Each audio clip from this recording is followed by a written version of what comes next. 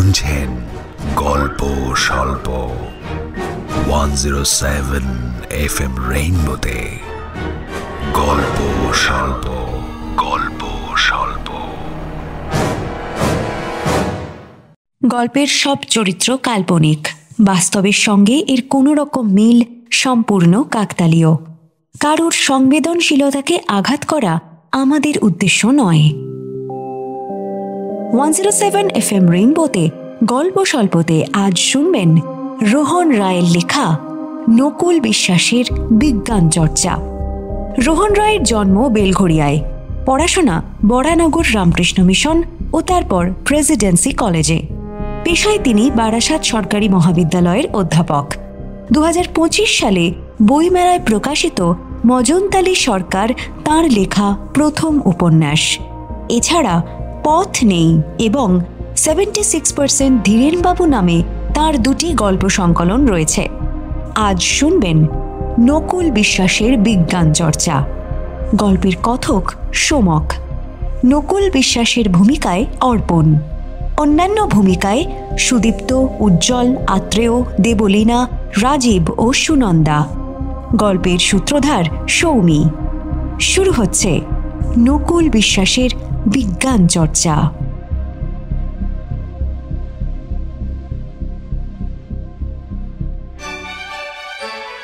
মূল শহরের বাইরে কয়েকশো একর জায়গা জুড়ে বিরাট একটা কমপ্লেক্স না বলে পুরোদস্তুর কমার্স সিটি বলাই ভালো।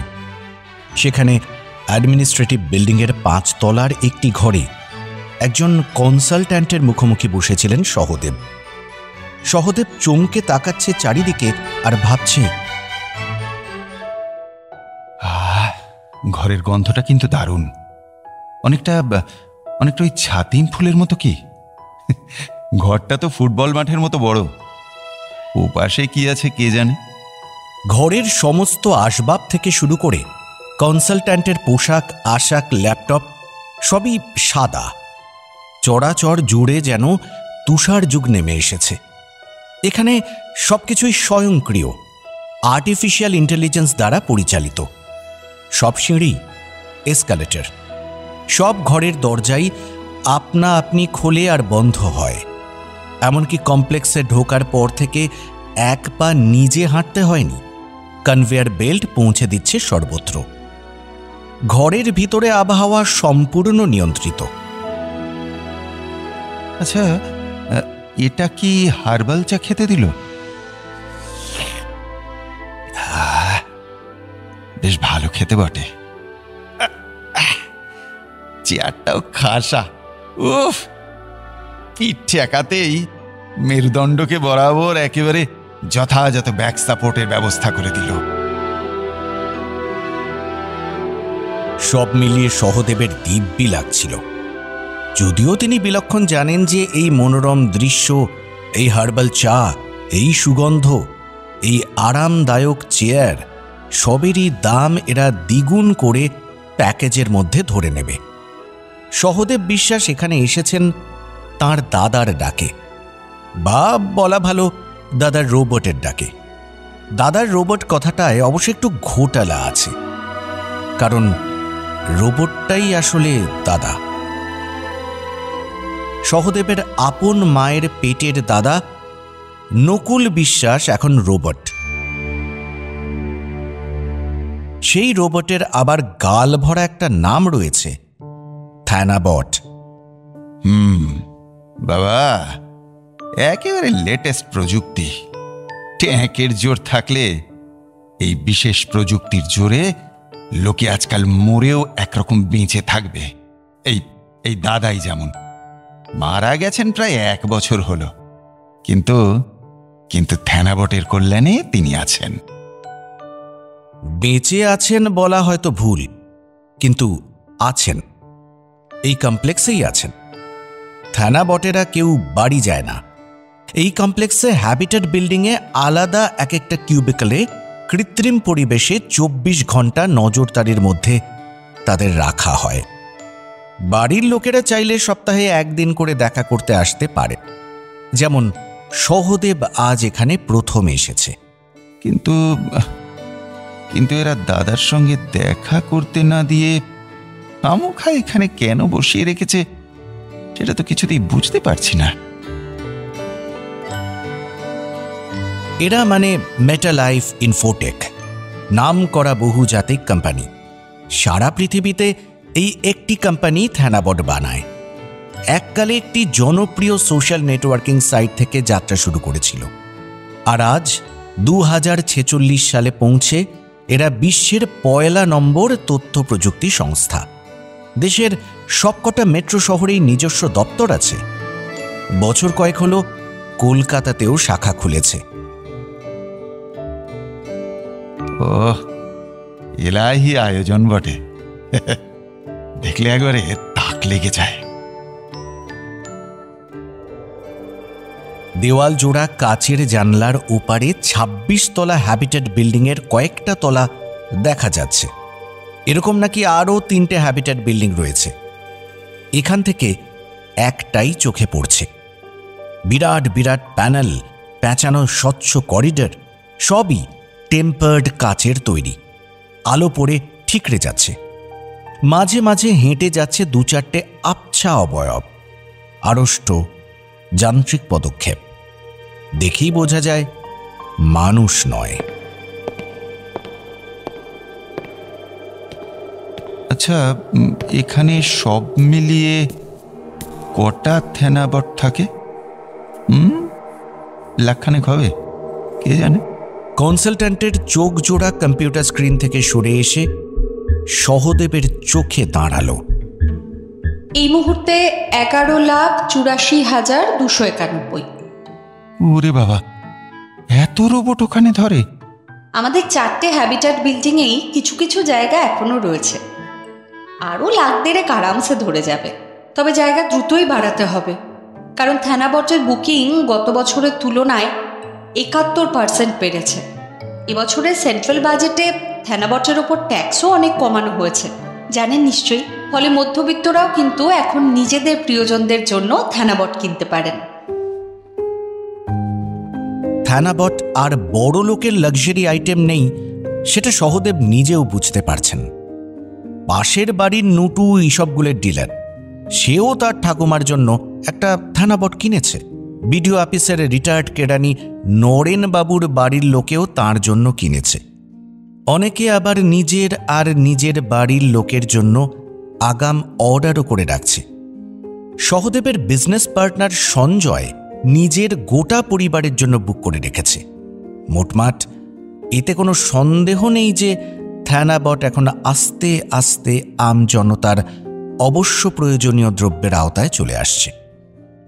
এই আশ্চর্য প্রযুক্তির কথা সহদেব প্রথম শুনেছিলেন পারিবারিক ডাক্তার অনাদি বাবুর কাছে। বিশদে জানতে পারলেন 1 বছর আগে শেয়ার বাজারের দালাল নীল রতনের থেকে। সহদেবের বিমা, শেয়ার, মিউচুয়াল ফান্ড ইত্যাদি লগ্নির বিষয়গুলো নীলরতন দেখে। কেন এই রোবটের এরকম নাম নীলরতনই বুঝিয়ে বলল। গ্রিক ভাষায় থ্যানোস মানে হচ্ছে অমর, আর সেখান থেকেই এই থ্যানাবট নামকরণ, অর্থাৎ যে রোবট মানুষকে বাঁচিয়ে রাখবে। নীলরতনের পাল্লায় পড়েই সহদেব মুমূর্ষু দাদার জন্যে একটা থ্যানাবট বুক করে ফেলেছিলেন। খানিকটা আবেগের বশেই করেছিলেন। নকুলের ব্লাড ক্যান্সার তখন 4th স্টেজ। কথাবার্তা জড়িয়ে এসেছে। শয্যাকণ্টকী মানে বেডসোর ছড়িয়ে পড়েছে সারা গায়ে। ডাক্তার জবাব দিয়ে দিয়েছেন। নীলরতন বলেছিল, দেখুন, নকুলবাবুর তো ফ্যামিলি নেই, ওয়ারিশন বলতে আপনি। মেমোরিটা স্টোর করেই রাখুন, কখন কি কাজে লেগে যায়। ছাড়া আপনার একমাত্র দাদা তো। তখনই মনে হয়েছিল বাজে খরচ। আজ এখানে এসেও তাই মনে হচ্ছে। কিন্তু সেই মুহূর্তে আবেগের একটা হড়পা বান এসে এমন লুটুরি পুটুরি করে ফেলল যে সহদেব কিছুতেই না বলতে পারলেন না। সঙ্গে একটু চক্ষু লজ্জাও কাজ করেছিল। ওয়ারিশন নিয়ে এমন কিছু আশা ছিল না, কারণ নকুলের সঞ্চয় বলতে একটা বিরাট লাইব্রেরি, একটা ল্যাবরেটরি আর গোটা কয়েক পেটেন্ট। সব মিলিয়ে সেগুলোর সম্মানমূল্য যত বেশি, অর্থকরী মূল্য তত বেশি না। নকুল বরাবরই আত্মভোলা, জ্ঞান তাপস টাইপের লোক। মৃত্যুর পরেও কাজে আসবেন এমন মানুষ তিনি ছিলেন না। সারা জীবন পড়াশোনা নিয়েই থেকেছেন, বাস্তববোধ বিশেষ ছিল না। এদিকে সহদেব দাদার ঠিক উল্টো, পড়াশোনায় ফক্কা, কিন্তু পাটোয়ারি বুদ্ধি ছোট থেকেই সাংঘাতিক। তার জোরেই প্রথমে কম্পিউটার পার্টস, তারপরে ট্যুর অ্যান্ড ট্রাভেলস আর সায়েন্টিফিক অ্যাপ্লায়েন্সের ব্যবসা। তিনটেই একেবারে রম রম করে চলছে। স্ত্রী আর এক মেয়ে নিয়ে সুখের সংসার। অন্যদিকে নকুল ইউনিভার্সিটির ফিজিক্সের অধ্যাপনার পাকা চাকরি ছেড়ে একান্তে নিজের গবেষণা নিয়ে পড়েছিলেন। বিয়ে থা করেননি, একটা চাকর কাম অ্যাসিস্ট্যান্ট ছিল। চা কফি থেকে হাতে হাতে এটা ওটা করে দেওয়া সবই সেই করত। এহেন নকুলবাবু কোনো রকম প্রাতিষ্ঠানিক সাহায্য ছাড়াই একের পর এক আবিষ্কার করে তাক লাগিয়ে দিয়েছিলেন সবাইকে। বিজ্ঞানী মহলে নামডাক হয়েছিল বিস্তর। পয়সাও নেহাত কম রোজগার করেননি, তবে বিষয় বুদ্ধি ছিল না বলে জমাতে পারেননি তেমন কিছুই। অবশ্য সহদেবের সায়েন্টিফিক অ্যাপ্লায়েন্সের ব্যবসাটা নকুলের দুটো বাঘা পেটেন্টের জোরেই দাঁড়িয়ে গেছিল। তার একটা বিক্রি করলেই নকুল কয়েক কোটি কামাতে পারতেন। তা তিনি করেননি, সহদেবের কোম্পানির জন্যই দিয়ে দিয়েছিলেন। সহদেব দাদার সেই ঋণ অস্বীকার করতে পারবেন না কখনোই। খানিকটা সেই কৃতজ্ঞতার বশেই বোধ হয় নীলরতনকে সেদিন তিনি না বলতে পারেননি। বেশ, আপনি যখন বলছেন মেমারি নয়, স্টোর করেই দেখা যাক। সহদেব ইতিবাচক মাথা নাড়ার সঙ্গে সঙ্গে নীলরতন কাঁধের ব্যাগ থেকে থার্মোমিটারের মতো দেখতে একটা যন্ত্র বের করে মৃত্যু পথযাত্রী নকুলের মুখে গুঁজে দিয়েছিল। এই যে এই থার্মোমিটারটা গুঁজে দিলাম, ব্যাস এবারেই সব কাজ হয়ে যাবে। এর মধ্যে একটা মেমোরি চিপ রয়েছে, যেটা নকুলবাবুর স্মৃতি, চেতনা, চরিত্রের খুঁটিনাটি, এমনকি গলার স্বর পর্যন্ত কপি করে নেবে।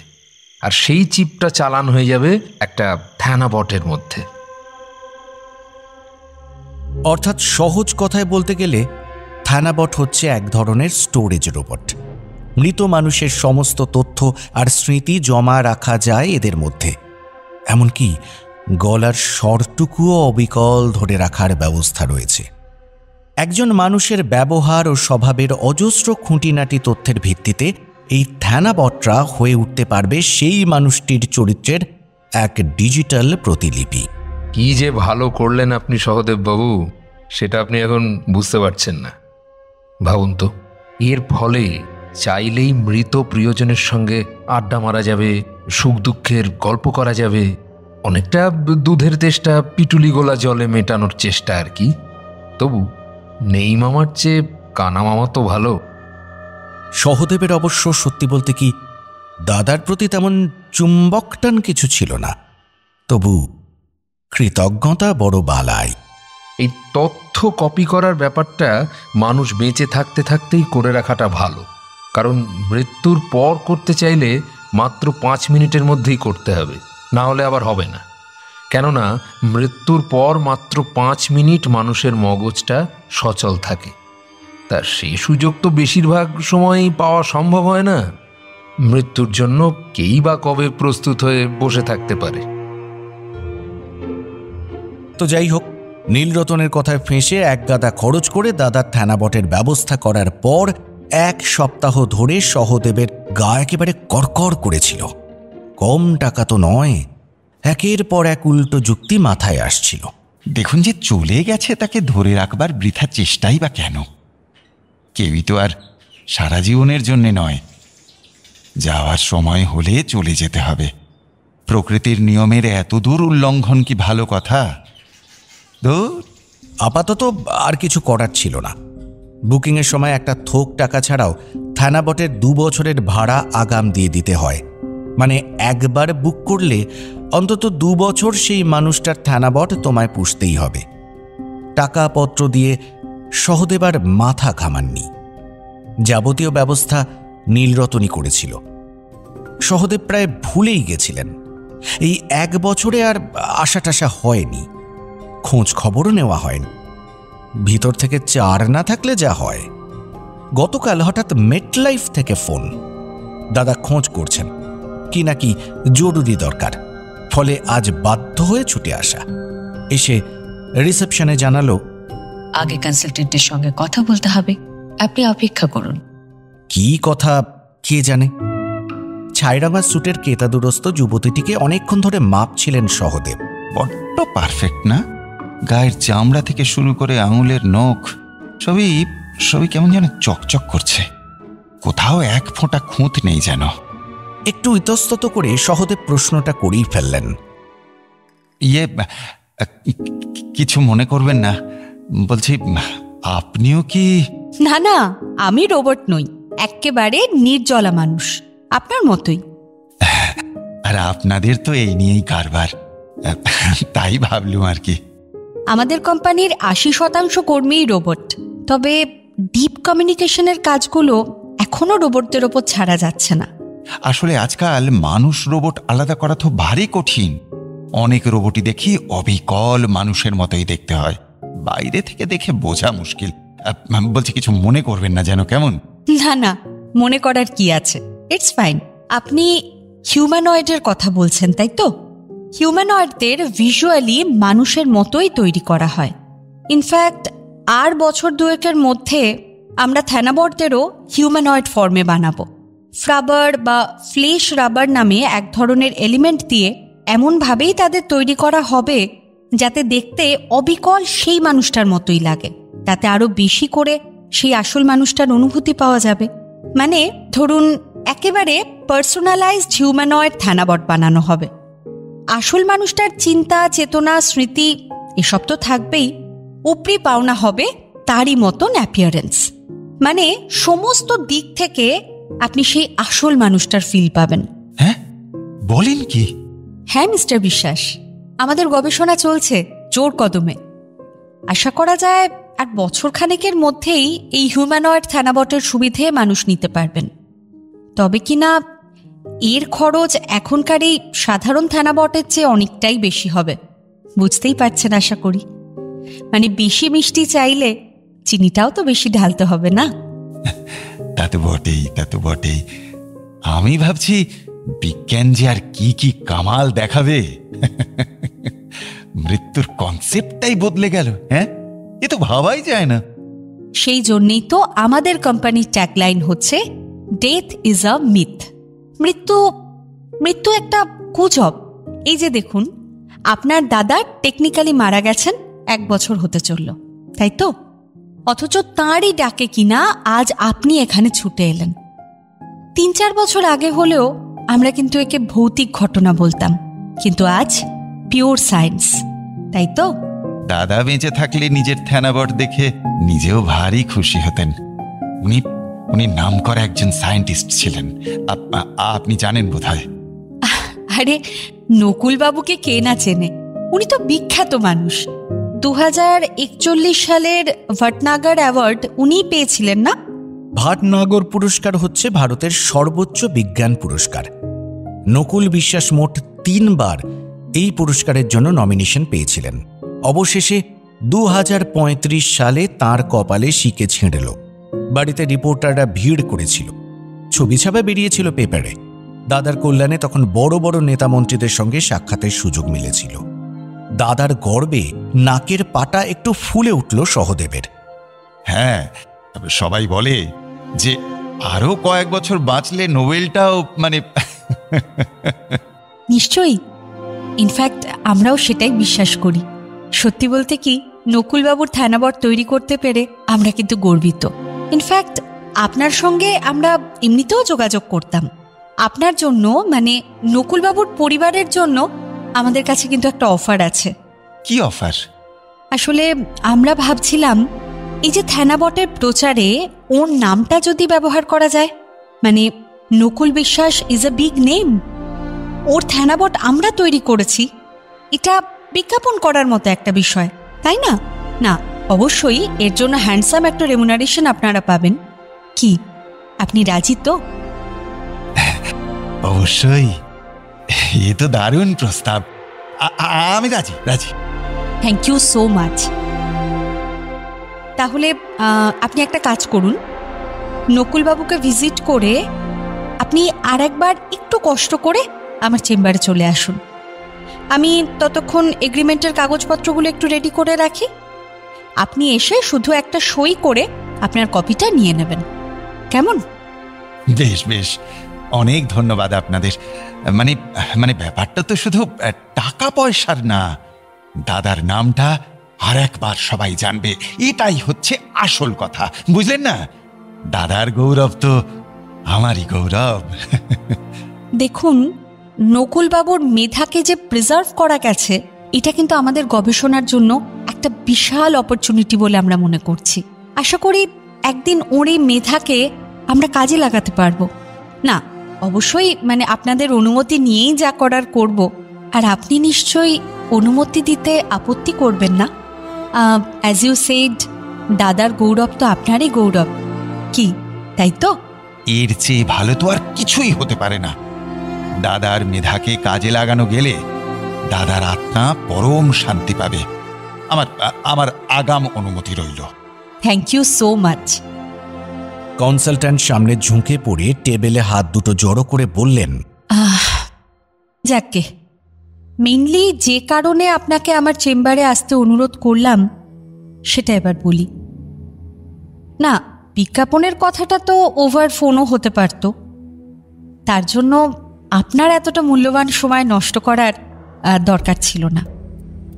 কিন্তু সাম্প্রতিক কিছু ঘটনার পরিপ্রেক্ষিতে আমার মনে হলো আপনার সঙ্গে সামনাসামনি একবার কথাটা বলে নেওয়া দরকার। বাই দ্য ওয়ে, আপনি বোধহয় এই প্রথমবার ভিজিটে এলেন না? হ্যাঁ, এই প্রথম। ডেটাবেসেও তাই দেখলাম। আসলে আপনাদের দিক থেকে কোনো ফিডব্যাকও তো আমরা পাইনি। মানে নকুলবাবুর থানাবট তৈরি হবার পর দেখে টেখে নেবার ব্যাপারগুলোও বোধহয় কমপ্লিট করেননি, না? আসলে আসলে কাজের মধ্যে থাকি, সময় ম্যানেজ করে উঠতে পারি না। না না, সে তো বটেই, টাইম ইজ মানি। আর আপনি তো বিজনেসম্যান, সময়ের দাম আপনি বিলক্ষণ বোঝেন। দুঃখের কথা আর কি বলবো, 3টে রানিং বিজনেস আমার। কাজের চাপে নিজের লোকেদের সময় দিতে পারি না। দাদার ডাক পেয়ে সব কাজ ফেলে চলে এলাম তড়িঘড়ি, নইলে আজ একটা মিটিং ছিল আমার। না না, উই ক্যান আন্ডারস্ট্যান্ড। দেখুন সহদেব বাবু, আপনার দাদার এই কেসটা না একটু আনইউজুয়াল। মানে সেজন্যই ওর কাছে যাবার আগে আপনাকে আমি একবার এখানে ডাকলাম। আনইউজুয়াল কেন? না, এই যে ধরুন আপনি বললেন যে আপনি আপনার দাদার ডাক পেয়ে এসেছেন, সমস্যাটা ওখানে। বুঝলাম না। বাড়ির লোকেরাই সাধারণত থানাবটদের ভিজিট করতে আসেন। থানাবট কিন্তু তার প্রিয়জনকে ডেকে পাঠাচ্ছে এমনটা এর আগে হয়েছে বলে আমরা মনে করতে পারছি না। অবশ্য আমরা সম্প্রতি খেয়াল করেছি যে কিছু কিছু থানাবটের চিন্তাশক্তি নিজে নিজেই খানিকটা করে ইভলভ করছে। নকুলবাবুর কেসটা তার মধ্যে সবচেয়ে বুঝছেন আশা করি? মানে? না মানে খুবই নিজস্বতা দেখাচ্ছেন উনি। নিজস্বতা দেখাচ্ছে? হ্যাঁ, মানে একটু একটু বেশি। একটা থানাবটের পক্ষে এতটা নিজস্বতা দেখানো, এটা কিন্তু খুব একটা স্বাভাবিক ব্যাপার নয়। আপনার কথা আমি ঠিক মানে মানে ব্যাপারটা কি খুব ভয়ের কিছু? না না, ভয়ের কিছু না। আচ্ছা, আমি আপনাকে বুঝিয়ে বলছি, শুনুন। দেখুন, এটা সকলেই জানে যে থানাবটের মধ্যে মৃত মানুষের স্মৃতি, চেতনা এসব জমা থাকে। কিন্তু ঠিক কি ফর্মে জমা থাকে সেটা কি জানেন?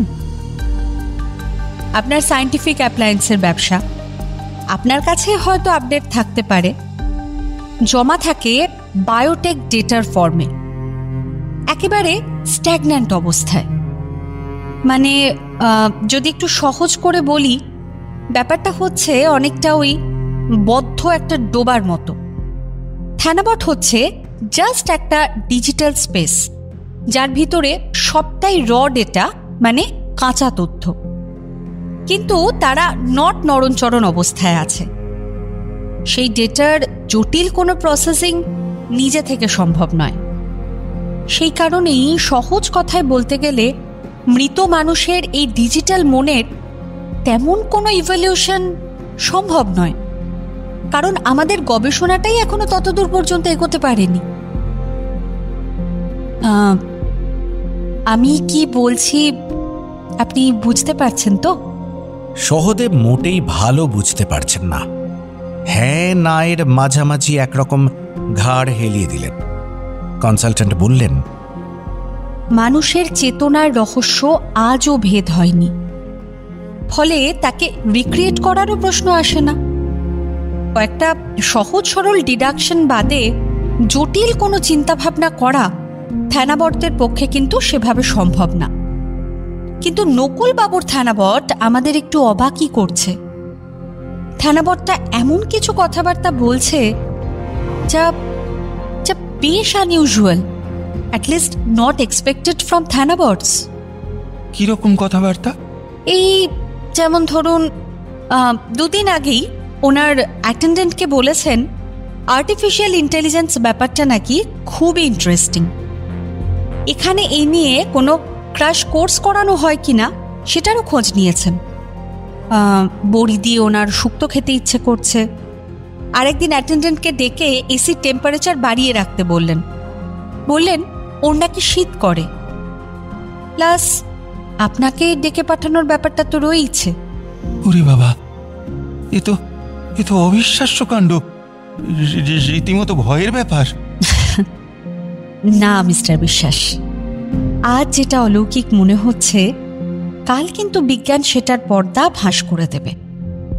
হিউম্যান কনসিয়াসনেসের রহস্য ভেদ করতে আমরা অঙ্গীকারবদ্ধ, আর আমরা আশা করছি থানাবটরাই এই সংক্রান্ত গবেষণায় নতুন দিগন্ত খুলে দেবে। আপনি কি বাই এনি চান্স ভয় পাচ্ছেন? সহদেবের সত্যি একটু গা ছমছম করছিল। তার চোখে মুখে নিশ্চয়ই সেটা ফুটেও ছিল, না হলে বুঝল কি করে।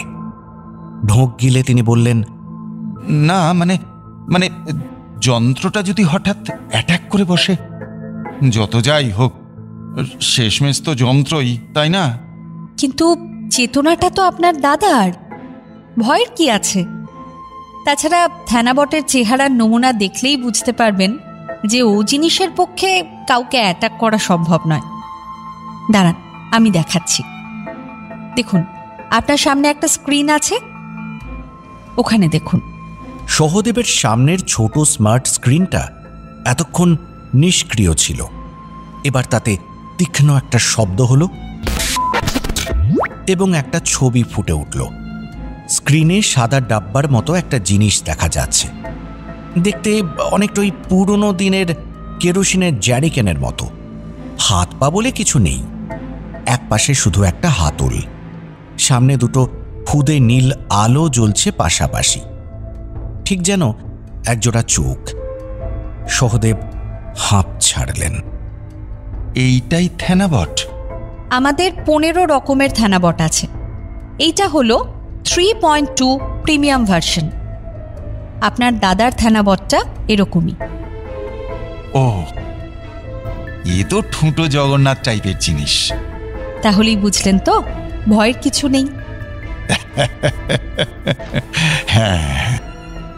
কনসালট্যান্ট একটা কেজো হাসি দিয়ে ল্যাপটপে কি সব খুটখাট করলেন, তারপর বললেন, এবার আপনি আপনার দাদাকে ভিজিট করতে পারেন। আচ্ছা, আপনি যাবেন হ্যাবিটেট বিল্ডিং 4-এর 22nd ফ্লোর ডি উইং, মানে এখান থেকে বেরিয়ে ডান দিকে গিয়ে 5 নম্বর বিল্ডিং দেখবেন, একটা সবুজ রঙের বিল্ডিং। আপনার তো আজ প্রথম ভিজিট, আপনার প্যাকেজে আপনি এমনিতে 0.5 ঘন্টা সময় পাবেন। যদি সময় বাড়াতে চান তাহলে প্রতি 0.5 ঘন্টায় এক্সট্রা 500 টাকা। না না, 0.5 ঘন্টাতেই হয়ে যাবে।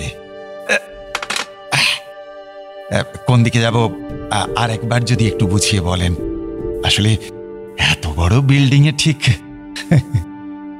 ডোন্ট ওয়ারি, ভজনলাল আপনাকে গাইড করে দেবে। আঙুল তুলে সহদেবের পিছন দিকে নির্দেশ করলেন কনসালট্যান্ট। সহদেব ঘাড় ঘুরিয়ে দেখলেন তার ঠিক পেছনেই একটা মেটাল রোবট কখন যেন নিঃশব্দে এসে দাঁড়িয়েছে। রোবট বলে চিনতে অসুবিধা হয় না, কারণ তেমন কোনো অতিরিক্ত সাজসজ্জা তার নেই। সাধারণ মেটালের দেহ, মুসাম্বির মতো ড্যাবা ড্যাবা সবুজ মনেবিহীন দুটো চোখ, কপালে একটা লাল আলো মিটমিট করছে। ভজনলাল তার লোহার হাত তুলে সহদেবকে একটা মস্ত স্যালুট মারল। প্রথমে একটু ঘাবড়ে গেলেও স্যালুট পেয়ে খুশি হলেন সহদেব। না, রোবট হলেও ছেলেটা সহবত জানে। সহদেব ভজনলালের ধাতব পিঠে হাত রেখে বললেন, চলো ভাই ভজনলাল। মিস্টার বিশ্বাস, জাস্ট আ জেন্টল রিমাইন্ডার, আপনি কিন্তু আর একবার আমার চেম্বারে আসছেন। হ্যাঁ হ্যাঁ, দাদার সঙ্গে দেখা করেই আসছি। সময় থাকতে থাকতে আপনার থানাবটটাও বুক করিয়ে রাখুন মিস্টার বিশ্বাস। 60 বছর বয়স হবার আগে বুক করলে কিন্তু 10% ডিসকাউন্ট। আর আপনার জন্য তো একটা স্পেশাল অফার আছে, 2 মাসের মধ্যে বুক করলে এক্সট্রা 5% ডিসকাউন্ট পাবেন। তবে সেটা আমাদের টপ মডেল 1.1 প্রিমিয়াম ভার্সনের ক্ষেত্রেই প্রযোজ্য। টপ মডেলের তো অনেক দাম হবে। 80 লাখ। এই দামের মধ্যে 2 বছরের ভ্যালিডিটিও ইনক্লুডেড। ওরে বাবা! ঠাকুর দেবতার সিরিয়ালে বর দেবার মতো দেবতাদের যেমন দেখায়, অবিকল সেরকম দেখালো কনসালট্যান্টকে। অমর হবার জন্য এটুকু দাম বোধহয় খুব বেশি নয়, তাই না মিস্টার বিশ্বাস? Give it a thought. ভজনলালের সঙ্গে কনভেয়ার বেল্টে চড়ে হ্যাবিটেট বিল্ডিংয়ের উদ্দেশ্যে রওনা দিয়ে মেটালাইফ কোম্পানির বিপুল কর্মকাণ্ডের কথা ভাবছিলেন সহদেব। এদের দৌলতে কয়েক বছরের মধ্যে চারপাশের সমস্ত কিছু কেমন ভোজবাজির মতো পাল্টে গেল। বৈজ্ঞানিক যন্ত্রপাতির ব্যবসা করলেও সহদেব নিজে তেমন টেকসাভি মানুষ নন। প্রযুক্তির খুব বেশি বাড়াবাড়ি তাঁর ভালো লাগে না। বিশেষত আর্টিফিশিয়াল ইন্টেলিজেন্স জাতীয় ব্যাপার স্যাপারকে একটু ভয়ই পান। জন্ম মৃত্যুর চক্রটাকে কিনা চ্যালেঞ্জ করছে, বলে কিনা ডেথ ইজ আ মিথ। হ্যাঁ, খোদার ওপর খোদকারী। কিছুদিন পর চাইলে থানাবটের বাইরের চেহারাও যথাসম্ভব আসল মানুষটার মতো করে তোলা যাবে।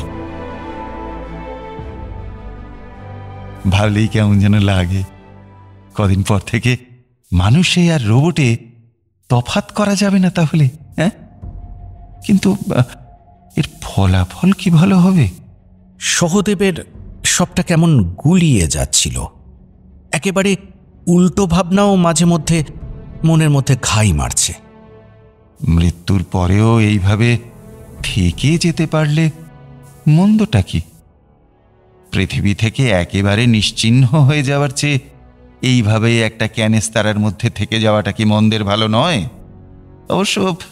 অবশ্য সেটা পুরোটাই নির্ভর করছে বাড়ির লোকেদের ওপর, তাদের সদিচ্ছার ওপর।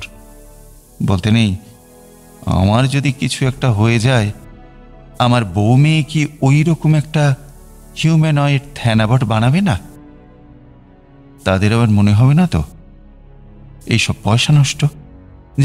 যেমন আমার এখন দাদার ক্ষেত্রে মনে হচ্ছে, ডাউন পেমেন্টটা না হয় আমি আগাম দিয়ে যাব। না, নীলরতনের সঙ্গে আজ এই কথাবার্তা সব সেরে রাখতে হবে। কিংবা নীলরতনের দরকার কি? আজ নিজেই এখানে কথা বলে বুকিং করে গেলেই তো লেটা চুকে যায়। সহদেব ঠিক করলেন দাদার সঙ্গে দেখা করে এসেই এইগুলো সেরে নেবেন। সবচেয়ে দামি মডেলের থানাবট বুক করবেন নিজের জন্য। এক্সট্রা ডিসকাউন্টটাও পাওয়া যাবে। একেবারে 10 বছরের জন্য আগাম বুক করে দেবেন আজই। কাজটা ফেলে রেখে লাভ নেই। কবে কি হয় আগে থেকে কি কিছু বলা যায়? জীবন জিনিসটা পদ্মপাতায় জল বইত নয়। হ্যাবিটেট বিল্ডিংয়ের লিফটে ওঠার আগে দুটো সিকিউরিটি চেকিং পেরোতে হলো। 22 তলায় পৌঁছে আরও একটা।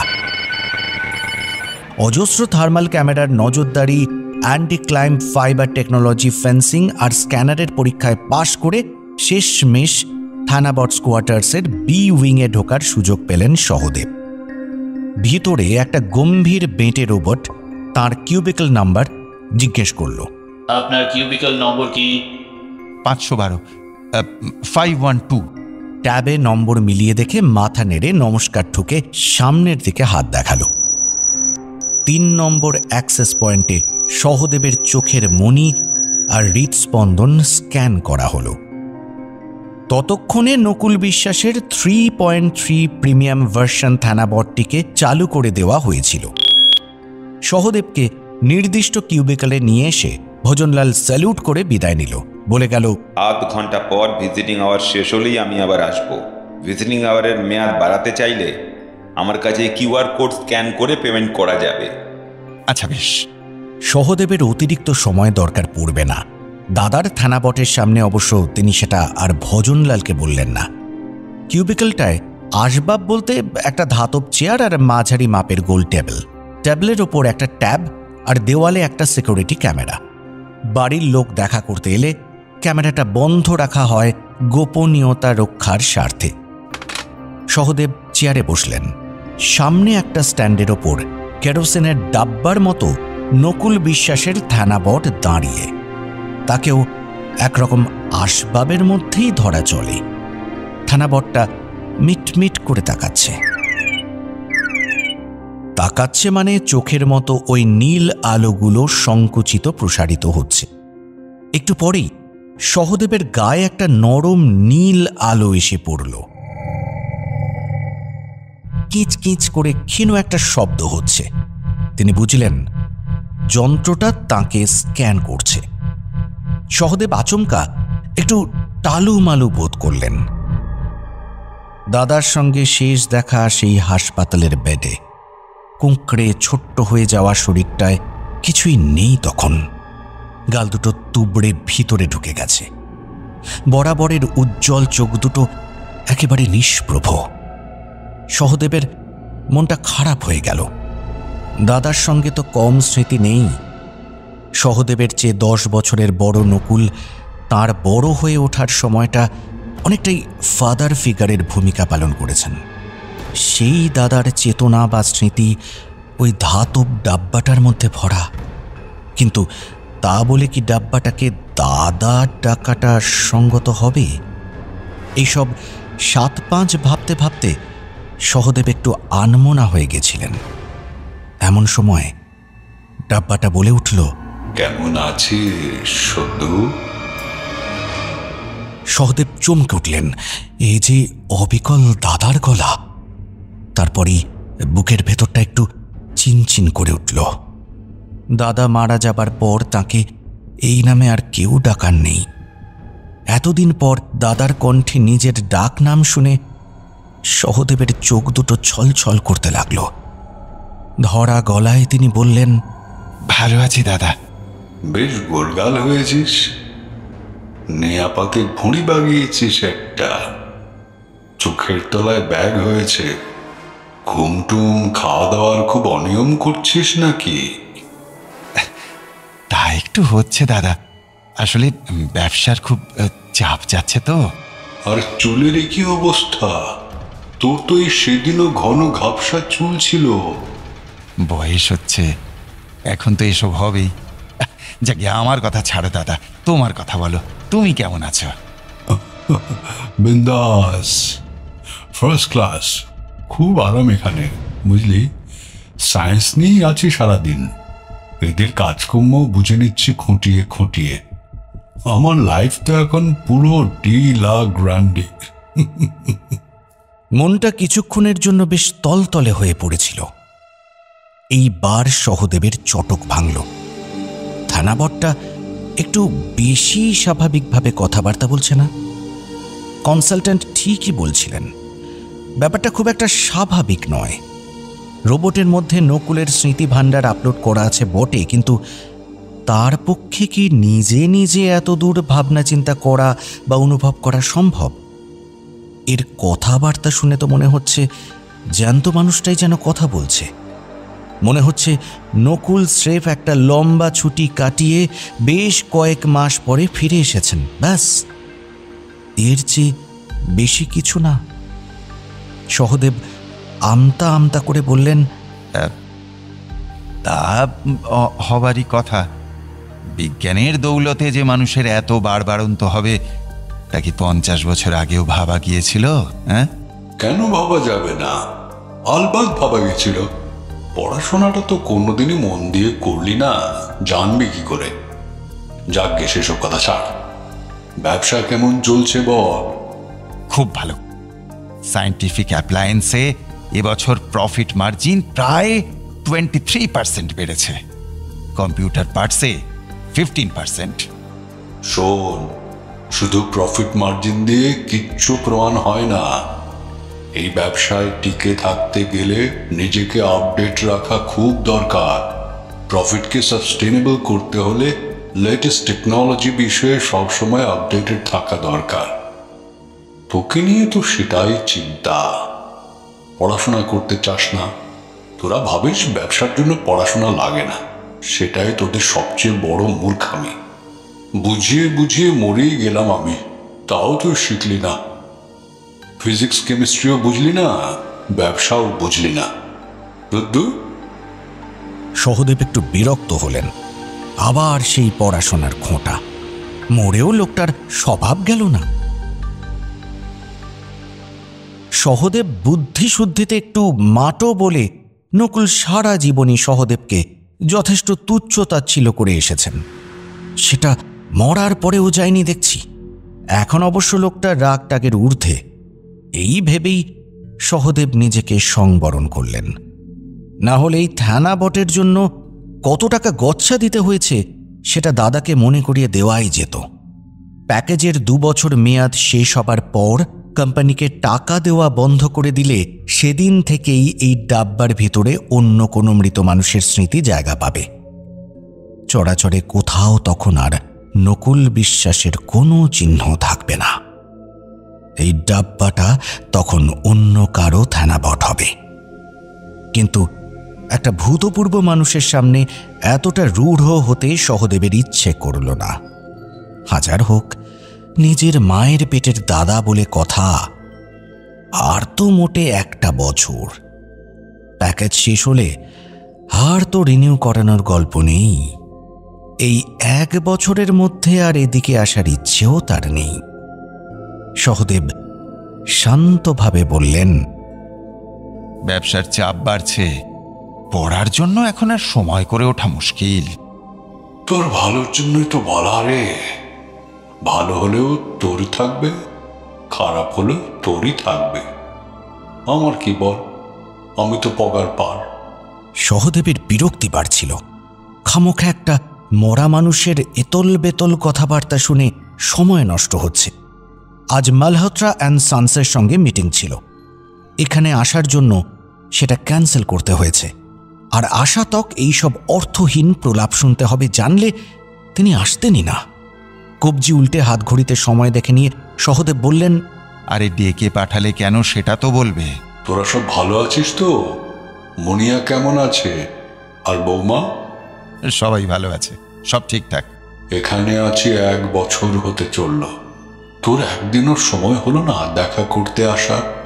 বললাম তো ব্যস্ত থাকি, সময় ম্যানেজ করে উঠতে পারি না। বছর ঘুরে গেল, তোর একদিন আধ ঘন্টার জন্য সময় বেরোলো না? সবার বাড়ির লোক দেখা করতে আসে, শুধু আমার বাড়ি থেকে কেউ আসে না। আমার মন খারাপ হয় না? হ্যাঁ, তোমার মন খারাপ হয় মানে? সেটা কি সম্ভব? হ্যাঁ, মন খারাপ কি করে হবে? কেন হবে না? আমার শরীরটা না হয় নেই, কিন্তু স্মৃতির সত্তা যখন টনটনে আছে তখন মন খারাপ তো হতেই পারে, নাকি? কিন্তু তোমার তো এখন আবেগ অনুভূতি থাকার কথা নয়। ফেনাবট তো নিশ্চল স্মৃতির একটা ডোবা। তোমার এত মন খারাপ টারাপ আসছে কোত্থেকে শুনি? কিন্তু আমার তো সবই মনে পড়ে রে, শুধু তোর কথা, বৌমার কথা, মনিয়ার কথা। মনিয়াকে পিঠে চাপিয়ে ঘোড়া হতাম, মনিয়াকে কোলে নিয়ে বিকেলে হাঁটতে বেরোতাম। মনিয়ার 15 বছরের জন্মদিনে নিজের হাতে মাটন দো পেঁয়াজা বানালাম। সব মনে পড়ে। আরে মনিয়া আমার কথা বলে টলে, নাকি জেঠুকে ভুলে মেরে দিয়েছে? বলে মাঝে মাঝে তোমায় মিস করে, তোমায় খুব ভালোবাসতো তো, তুমি তো ওর আইডল। ওকে নিয়ে এলি না কেন? তুই নিশ্চয় বলিসনি আমার কাছে আসছিস, বললেও নিশ্চয়ই আসতো। মেয়ে এখন বড় হয়েছে দাদা, নিজস্ব দুনিয়া তৈরি হয়েছে, নিজের পড়াশোনা বন্ধু বান্ধব নিয়েই থাকে, কারো কথা গ্রাহ্য করে না। বলছে নাকি বাইরে পড়তে যাবে। সে তো ভালো কথা, ও ফিজিক্স নিয়ে পড়ছে, এটা আমার কি যে আনন্দ। তোর আপত্তি করিস না কিন্তু। তো কোথায় পড়তে যাবে বলছে? জার্মানি না বেলজিয়াম কি যেন একটা বললো। পাঠিয়ে দে, পাঠিয়ে দে। অল ওভার দ্য ওয়ার্ল্ড আমার বন্ধু বান্ধব রয়েছে, তারা সকলেই নামজাদা বিজ্ঞানী। দুনিয়ার যে প্রান্তেই ও পড়তে যা, কোনো অসুবিধে হবে না। আমার রেফারেন্স নিবি, তাহলেই হবে। কোথায় যাবে বলিস, আমি সব ব্যবস্থা করে দেব। আচ্ছা বেশ, বলবো। তুমি এত উত্তেজিত হয় না, আগে একটা সিদ্ধান্ত হোক, তারপর দেখা যাবে। আচ্ছা, মুনিয়াকে অক্সফোর্ড বা কেমব্রিজে অ্যাপ্লাই করতে বলছিস না কেন? আমি তো পড়িয়েছি ওকে, ওর সেই মেধা আছে। ভাগ্যিস তোর মাথাটা পাইনি। আচ্ছা শোন, বৌমা এখনো সেই মাটন ডাক বাংলোটা করে? সে কি স্বাদ, এখনো জিভে লেগে আছে মনে হয়। এত কিছু মনে আছে তোমার? কেন মনে থাকবে না? বৌমার হাতের রান্না কি ভোলা যায়? সেই বড়ি দিয়ে শুক্তো, সেই লাউ ঘন্ট, সেই মাছের মাথা দিয়ে পুঁই শাক, সব মনে আছে। আহা, ভাবলেই মনটা কেমন যেন হয়ে যায়। এইসব তো আর খেতে পারবে না দাদা, মায়া বাড়িয়ে আর লাভ কি বলো? কেন ফালতু মন খারাপ করছো? না না না না না, এইসব নিয়ে মন খারাপ করছি না। আরে এইগুলো কি মন খারাপ করার বিষয় হলো? মাঝে সাঝে মনে পড়ে, তাই বললাম আর কি। জীবন ভারী ফঙ্গবেনে জিনিস, বুঝলি? আরো ফঙ্গবেনে হচ্ছে সব ক্ষণিকের সুখ। এসব কি আমায় মানায়? না না না না না, এখন আমি সায়েন্স ছাড়া আর কিছু নিয়েই ভাবছি না, একমাত্র সায়েন্স। তাছাড়া আর কোনো কিছুটা নেই এখন। কিন্তু মরার পর সায়েন্স নিয়েই বা কি করবে? সেটুকুও কাটিয়ে ফেলার একটু চেষ্টা করো। খুব কঠিন হবে কি? দেখো, বাকিগুলো যখন পেরেছ, ওইটুকুও পারবে। মরেছে তো কি হয়েছে? Once a scientist, always a scientist, বুঝলি? সায়েন্স আমায় ছাড়বে না রে, আর আমিও সায়েন্স ছাড়া থাকতে পারবো না। এই সার বোঝা বুঝে গিয়েছে এই 2 মাসে। সেই জন্যই তো সিদ্ধান্তটা নিয়েই ফেললুম। কি সিদ্ধান্ত? হ্যাঁ, সেটা বলার জন্যই তো তোকে ডাকলুম। আচ্ছা, আমার ল্যাবরেটরিটা কি তোর কাজে লাগছে? ওটা ফাঁকা করে দিতে কি অসুবিধা হবে? ল্যাবরেটরি? ল্যাবরেটরি এখন তোমার কোন কাজে লাগবে? কোনো কলেজ ইউনিভার্সিটিকে দান করবে নাকি? বাড়ির মধ্যে কি করে সেটা সম্ভব দাদা? যদি আলাদা বিল্ডিং হতো তাহলে একটা নয় কথা ছিল। না না না না না না না, কাউকে দিচ্ছি না, আমার নিজের কাজেই লাগবে। তোমার নিজের কাজে লাগবে মানে? ভাবছি ফিরে যাব, বিজ্ঞান চর্চা শুরু করব নতুন করে। তুমি তুমি বাড়ি ফিরে যাবে, বিজ্ঞান চর্চা শুরু করবে? হ্যাঁ, এই আর্টিফিশিয়াল ইন্টেলিজেন্স ব্যাপারটা খুব মনে ধরে গেছে, বুঝলি? ভারী ইন্টারেস্টিং ব্যাপার। এবার এই নিয়ে আদা জল খেয়ে লেগে পড়বো ভাবছি। শোন, নোবেল তো এতদিন শুধু জীবিত ব্যক্তিত্বদের দেওয়া হতো, এবার থেকে মরণোত্তর নোবেল দেওয়ার কথা ভাবা হচ্ছে। হামবুর্গ কনফারেন্সে মরণোত্তর নোবেল চালু করার প্রস্তাব এসেছে। কনশাসনেসের রহস্যটা যদি ভেদ করে ফেলতে পারি, নোবেলকে আটকায় বল?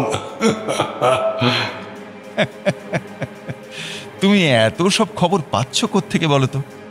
এইসব হামবুর্গ কনফারেন্সের খবর কে তোমায় দেয় শুনি? কেন, খবর পেতে অসুবিধা কি?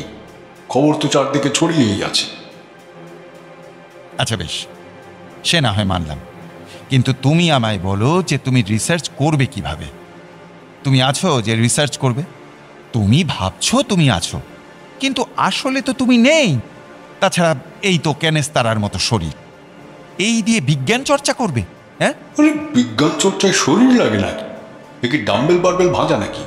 বিজ্ঞান চর্চা হচ্ছে মাথার কাজ। আর আমি নেই মানে? আমার জ্ঞান বুদ্ধি ভাবনা চিন্তা তো এখনো টনটনে। মানুষের শরীরটা আসো নাকি চেতনাটা আসো?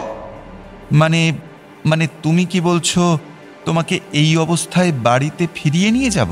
সেই নিয়ে তোকে কিচ্ছু ভাবতে হবে না। তুই শুধু আমার ল্যাবরেটরিটা খালি করে ঝাড়পোছ করিয়ে দে, ব্যাস। যন্ত্রপাতিগুলো ঠিকঠাক আছে কিনা দেখে নেব, তারপর নতুন করে এক্সপেরিমেন্ট শুরু করব। কিন্তু তুমি তো এখন একটা কেরোসিনের ডিব্বা, তোমায় এইভাবেই নিয়ে যাব? এইভাবেই তুমি ল্যাবে গবেষণা করবে? হ্যাঁ, সেই নিয়ে তোকে ভাবতে হবে না বলছি তো। তোকে কোনো ঝামেলা করতে হবে না। এমনিতেও এই ডিব্বাটা আর কোনো কাজে লাগবে না, কত জঞ্জাল একটা, এই যে হবে না। মানে তাহলে কিভাবে নিয়ে যাব তোমায়? তুই কেন নিয়ে যাবি? আমি কি পেশেন্ট? আমি নিজেই যাব। তুমি নিজে যাবে? হ্যাঁ, কেন? এখন আর যাতায়াত নিয়ে সমস্যা কিসে? যখন খুশি যেখানে খুশি যাচ্ছি। এই তো গতকালে হামবুর্গে সায়েন্স কনফারেন্স অ্যাটেন্ড করে এলাম। দুদিন আগে ঘুরে এলাম আন্টার্কটিকা। এস্কিমোদের জীবনযাত্রাটা সরেজমিনে দেখে এলাম। গত সপ্তাহে এভারেস্টে দেখে এলাম। নাম্বার পথে দু চারটি এদের সঙ্গে মোলাকাত হলো। ওরা ভালোবেসে ডাকলো, তো ওদের সঙ্গে গুহায় বসলাম একটু। দিব্যি খোঁজ গল্প হলো। ওদের ছাং নামে পানীয়টাও একটু টেস্ট করে দেখলাম। হ্যাঁ হ্যাঁ রে, সবাই ওদের ভয় পায় বটে, কিন্তু ব্যাটারা দেখলাম বেশ বিনয়ী, সভ্যভদ্র, খুব স্পিরিচুয়াল জীব, সিক্স সেন্স প্রবল। বেচারা প্রাণীগুলো একটা মিথ্যে রটনার শিকার। ওরা কাউকেই আক্রমণ করে না। ওদের ভয় পাবার কিছুই নেই। লোকে মিছিমিছি ওদের ভয় পায়। সহদেব হাঁ করে যন্ত্রটার দিকে কয়েক মুহূর্ত চেয়ে থেকে বললেন, কি আজে বাজে বকছো বলো তো? কি বলছো এইসব? হ্যাঁ রে, লাইফটা এখনই এনজয় করছি, বুঝলি তো। ফুস করে এখানে সেখানে চলে যাচ্ছি। টিকিট কাটা, রিজার্ভেশনের বাড়াই নেই, খাওয়া দাওয়া বাজি টাজির ঝামেলা নেই, কোনো বন্ধন নেই, কোনো পিছুটান নেই। একমাত্র একটাই পিছুটান এখন, সায়েন্স। সেই জন্যই ভাবছি আবার ফিরে গিয়ে গবেষণা শুরু করব। এটা বলার জন্যই তো ডাকলুম তোকে। সহদেব মাথা চুলকোলেন। এ কি প্রলাপ বকছে যন্ত্রটা? মানুষটা বেঁচে থাকলে না হয় বলা যেত মাথা বিগড়েছে কিংবা পেট গরম হয়েছে, কিন্তু ধ্যানাবট অবস্থায় তো তা সম্ভব না। এটা কি তবে প্রোগ্রামিংয়ের কোনো গণ্ডগোল? নাকি ধ্যানাবটেরাও স্বপ্ন দেখে? সেটা অবিশ্বাস্য হলেও একেবারে অসম্ভব কিছু নয়। মানুষের চেতনা ভয়ানক রহস্যময় জিনিস, তার তল পাওয়া সত্যিই মুশকিল। যন্ত্রটা সহদেবের অভিব্যক্তি খুঁটিয়ে জরিপ করছিল বোধহয়। নকুল বিশ্বাসের অসন্তুষ্ট কণ্ঠ শোনা গেল। কি হলো? আমার কথা বিশ্বাস হচ্ছে না বুঝি? না, মানে স্বপ্ন টপ্ন দেখনি তো? তুমি তুমি শিওর? কেন স্বপ্ন কেন দেখতে যাব? মরার পর কি ঘুম বলে কিছু আছে যে স্বপ্ন দেখব? আমার মনে হয় তোমার সিস্টেমে কিছু সমস্যা হচ্ছে। ভাইরাস টাইরাস ঢুকে গেছে মনে হচ্ছে। তোমার ইনস্ট্রাক্টরের সঙ্গে কথা বলতে হবে। ওই গবেটটা ও কি বোঝে? কি জিজ্ঞেস করবি ওকে শুনি? তুমি ভুলভাল বকছো কেন সেটাই জানতে চাইব। তুমি কি বলছো আমি তো মাথা মুন্ডু কিছুই বুঝতে পারছি না। যন্ত্রের চোখের জায়গার নীল আলো দুটো সামান্য বড় হয়ে উঠল। তারপরেই নকুলের খ্যানখ্যানে চিৎকারে কেঁপে উঠল এক টেরে ঘরটা। আমি ফুটবল করছি বলে মনে হচ্ছে তো? হ্যাঁ, প্রমাণ চাই? তাহলে শোন, এর মধ্যে একদিন বাড়িতেও গেছিলাম। হ্যাঁ, দেখলাম নতুন কুকুর ছানা পুষেছিস, সাদা ছোট্ট বলের মতো, বোধহয় ল্যাব্রাডর। ড্রয়িং রুমে একটা পেল্লায় সোফা সেট এনেছিস। গ্যারাজে একটা নতুন এসইউভি গাড়ি দেখলাম। কি ঠিক বলছি তো? হ্যাঁ, সহদেবের মাথাটা বোঁ করে একটা চক্কর খেয়ে গেল। যন্ত্রটা এসব কি বলছে? মানে আগাগোড়া সমস্ত কিছুই ঠিক বলছে, কিন্তু কি করে বলছে এত কিছু? নকুলের গলা রুক্ষভাবে বলল, আমার ল্যাবরেটরিটা তো দেখলাম প্যাকিং বাক্স আর মালপত্র বোঝাই করে রেখেছিস, ওগুলো সরিয়ে দিবি আর লোক লাগিয়ে সাফসুত্র করে রাখবি। আমি গিয়ে যেন একেবারে টিপটপ ঘর পাই। ইলেকট্রিশিয়ান ডেকে বড় ফ্রিজারটা একবার চেক করিয়ে নিবি। এতদিন বন্ধ থেকে বিগড়েছে মনে হয়। 3 নম্বর আলমারির পিছনে একটা ইঁদুর মরেছে, গন্ধ ছাড়ছে। ফিনাইল টিনাইল দিয়ে সব পরিষ্কার করিয়ে দিবি। আর দেওয়াল ঘড়িটা দেখলাম বন্ধ হয়ে গেছে, ব্যাটারি চেঞ্জ করে চালু করবি, মনে থাকবে? সহদেবের এবার একটু ভয় ভয় করতে লাগলো। এ কি অশৈলী কাণ্ড! মিন মিন করে তিনি বললেন, তুমি এত কিছু কি করে বলছো দাদা? প্রযুক্তি কি এতটাই উন্নত হয়ে গেছে? আহা, এর মধ্যে প্রযুক্তির কি দেখলি? কথা তো হচ্ছে তোর সঙ্গে আমার। প্রযুক্তি নয়, তুমি তো বলতে গেলে একরকম প্রযুক্তি। কৃত্রিম উপায়ে তোমার চেতনাকে সংরক্ষণ করা হয়েছে। তুমি তো আর এখন ঠিক তুমি নও। আরে কচ্ছু পড়া, তুই এখনো বুঝতে পারিসনি? কি বুঝবো? হে ভগবান, সাধে কি আর গবেট বলি? আরে আমি হচ্ছি নির্জলা, আমি নহি যন্ত্র, নহি যন্ত্র। সহদেব কিছুই বুঝতে পারছিলেন না, তবে টের পাচ্ছিলেন কনকনে এসি ঘরেও তার কুলকুল করে ঘাম দিচ্ছে। মাথার মধ্যে কেমন একটা দপদপ করছে, হাত পা সেঁধিয়ে যেতে চাইছে পেটের ভেতর। কোনো রকমে কাঁপা কাঁপা গলায় বললেন, তুমি থেনাবট নও? না বাবু না, আমি কোনো বট অসত্য নই। আমি পিওর স্পিরিট, বিশুদ্ধ আত্মা, যার কোনো বিনাশ নেই, কোনো লয় ক্ষয় নেই। নৈনং ছিন্দন্তি শস্ত্রাণি, নৈনং দহতি পাবক। বুঝলি? সহদেবের বুকের মধ্যে হঠাৎ সশব্দে কি যেন একটা ফেটে গেল, আর এক ঝাঁক ভয়ার্ত পায়রা উড়ে গেল ঝটপট করে। চেয়ারের হাতল চেপে ধরে তিনি চিঁ চিঁ করে বললেন, কি যাতাই আর কি মারছো দাদা? তুমি না বিজ্ঞানী? হ্যাঁ, মেলা জ্ঞান দিস না তো। পদার্থের বিনাশ নেই, শুধু রূপান্তর আছে, জানিস না? সব বলে পেরেছিস, গোবেট কোথাকার। আমাকে এসেছে বিজ্ঞান শেখাতে। দাঁড়া, হাতে কলমে না দেখালে তুই বুঝবি না।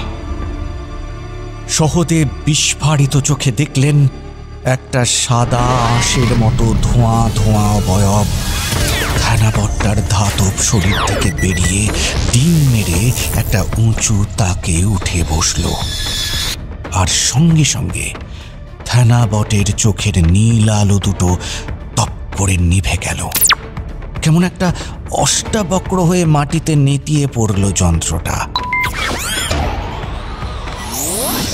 আঁশের মতো অবয়বটা থেকে নকুল বিশ্বাসের তৃপ্ত গলা ভেসে এলো। আপদ যন্ত্রটার বল্টু একটু ঢিলে করে দিলাম। ভিতরের কলকব্জা সব বোঝা হয়ে গেছে। জলের মতো সহজ ব্যাপার।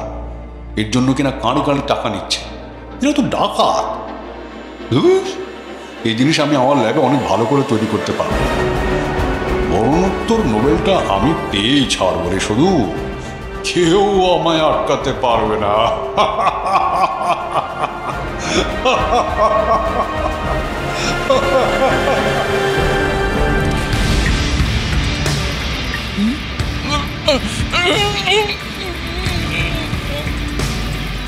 গোঁ গোঁ শব্দ করে চোখ উল্টে ভিড়মি খেলেন সহদেব বিশ্বাস।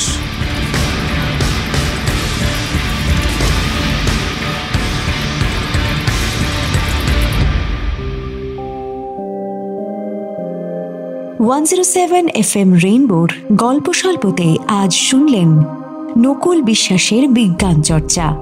লিখেছেন রোহন রায়।